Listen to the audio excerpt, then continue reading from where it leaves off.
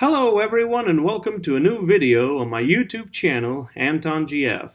My name is Anton Garcia Fernandez and I'm talking to you from Jackson in the state of Tennessee in the United States of America.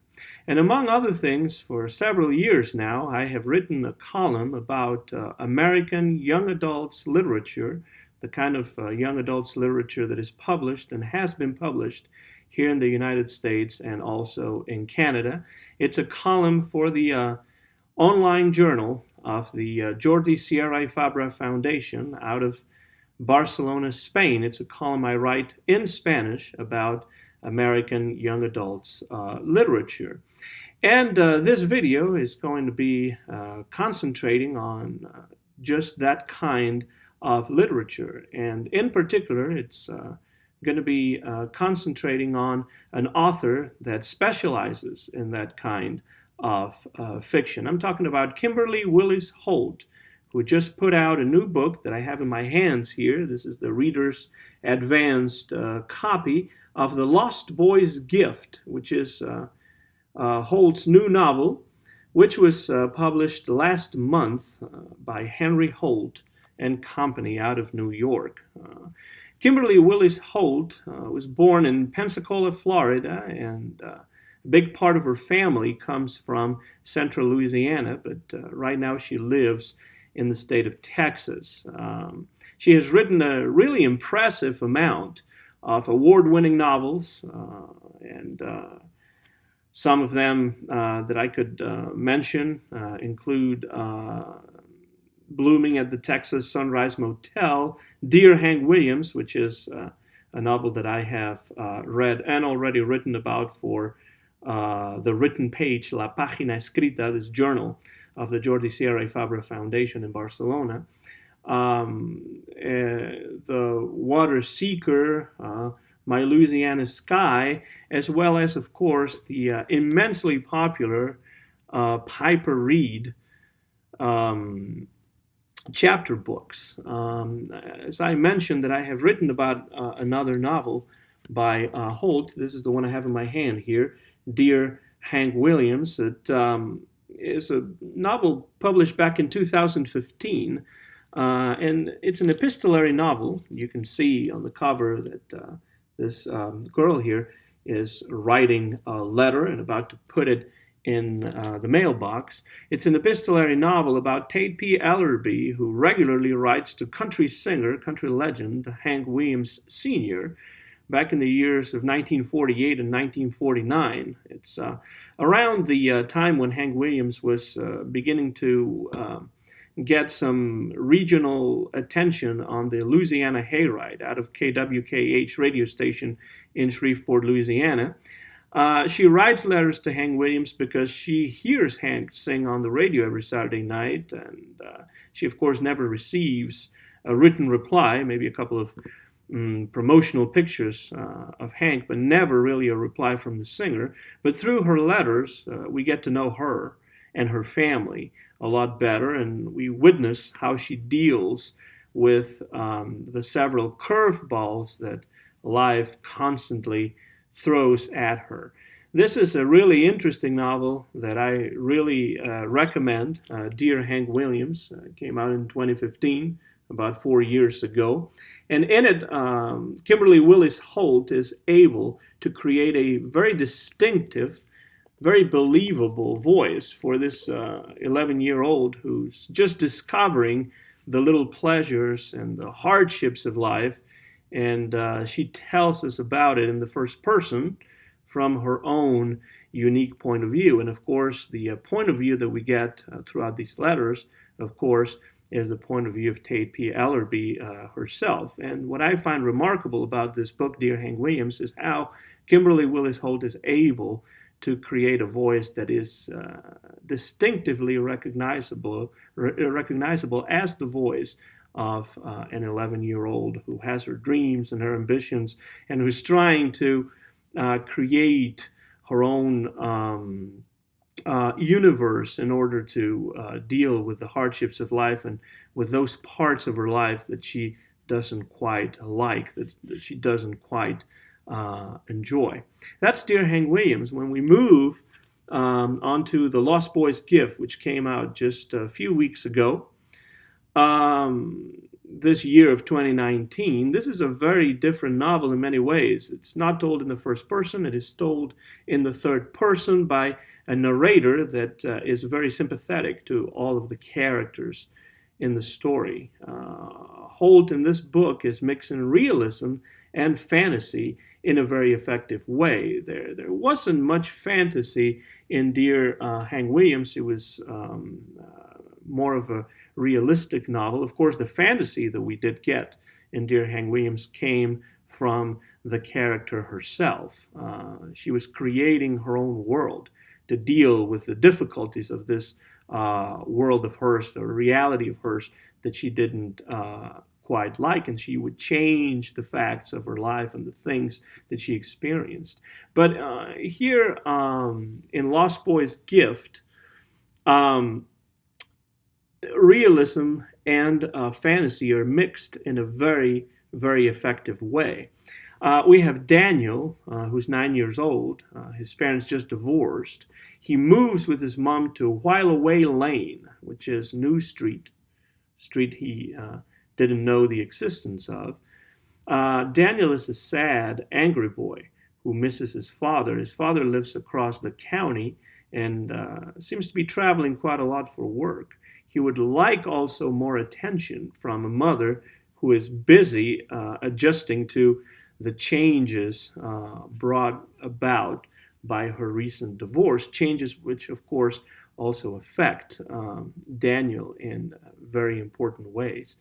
At first, he does not like the new environment that he is going to be living in, this While Away Lane. But the people that he meets there, and also a newfound love of theater, will help him make himself compatible with the reality around him and discovering certain things in life that are going to be important for him. Then there's Tilda Butter, a unique older lady who has the unusual gift of talking to animals in her garden, the garden that she tends to every day, though she is not able to talk to her own big dog, Fred. She's one of the most interesting characters in the book, and her relationship of friendship with Daniel will have an impact on both the kid and also herself. And through her, through Tilda Butter, Daniel will discover that everyone has a gift, and that is what the title here is alluding to, The Lost Boy's Gift, because in many ways, Daniel is a kind of a lost boy in the sense of that he is lost in life because of all the changes that he is undergoing. He's having a hard time dealing with those changes, but in the same way, he is also interested in J.M. Barrie's book, Peter Pan, and we have the Lost Boys there, and there's that intertextual connection there between Holt's novel and the great classic by J.M. Barrie. The problem here, the interesting thing here is for Daniel to try and discover what is his gift, because Holt firmly believes that everyone has a kind of gift, and the important thing is to be able to find what kind of gift we have, because we all have one. And of course, Tilda Butter is going to be instrumental in Daniel's finding out what that gift is, as well as Tilda herself finding out what her gift is. Other characters include Dewey Wonder, interesting name right there, the mailman who likes hopscotching and who's been in love with Tilda ever since they were kids, but it's been a silent love. He's never been able to let her know about his feelings for her. Then we have Agatha Brown, another character that's very interesting, that could be developed even further. She's a piano teacher who secretly wants to play the saxophone, but she doesn't dare do it because her parents wanted her to play the piano. And even after her parents are gone, she still plays the piano and doesn't dare pick up the saxophone, even though she has one that basically fell from the sky one day. Once again, the mixture of reality and fantasy here in this book in a very interesting way. We have Annie as well, the lemonade girl whose mom has passed away and who lives with her dad. It's the opposite of Daniel in that way, but there's a certain connection between the two of them because they do not have one of their parents living with them, and there's going to be a certain bond between them that little by little will be building between the two of them. Then we have Daniel's mom, who seems aloof and really preoccupied with her problems. And I'm sure she has many problems, but she may actually be more in tune with Daniel than he thinks. And I'm going to leave it right there so as not to uncover too much about the novel. I don't want to tell too much for anybody out there who may be interested in reading this book, The Lost Boy's Gift by Kimberly Willis Holt. And of course, Daniel's dad as well. He is in Paris, France for work, but he still sends Daniel cards and wants to spend time with him. Not enough time, Daniel thinks. He sort of has an idealized image of his father because he really doesn't have the chance to be with him. He lives with his mom, and so he wishes he could live with his dad as well and that everything could go back to the way it was before the divorce. But of course, things in life never go back to the way they used to be. They're always different once something happens. In this case, the divorce. It's impossible to regain the past, and this is something that Daniel is going to have to deal with, is going to have to learn to accept. In this book, as the pages get turned, we read about Daniel, we read about Tilda, we read about Daniel's mom, and we read about a very interesting cast of characters that lives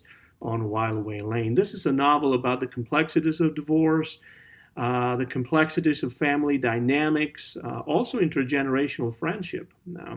The friendship that establishes between Tilda Butter and young Daniel, also about the difficulties of making oneself compatible with a reality that we may dislike. It's a very poetic novel, a very thoughtful novel, easy to read, interesting from the first page to the last, really well written by Kimberly Willis Holt. And if we think about the title, The Lost Boy's Gift, I want to turn to a page towards the end where Kimberly Willis Holt says something very important, something very interesting that I think this book really brings to life in many ways. She says, or the narrator says, the art of noticing is the gift we all own. So we all have different gifts, of course, different gifts depending on who we are, depending on how we view life, on what we do and the things we're interested in.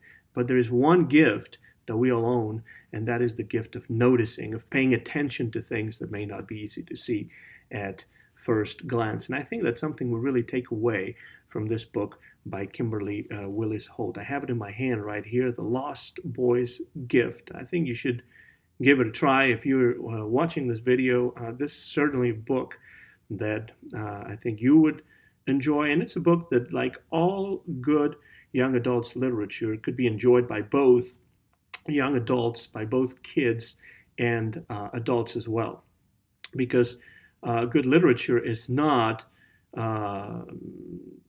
directed only at a specific audience, but could be enjoyed by all readers, no matter how old or how young they are. And if you're interested in The Lost Boy's Gift, you might be interested as well in Dear Hank Williams, also by Kimberly Willis Holt, and by any of the other novels that she has written, like The Water Seeker, My Louisiana Sky, or one that I didn't mention before, When Zachary Beaver Came to Town, which was the winner of the National Book Award for Young People's Literature.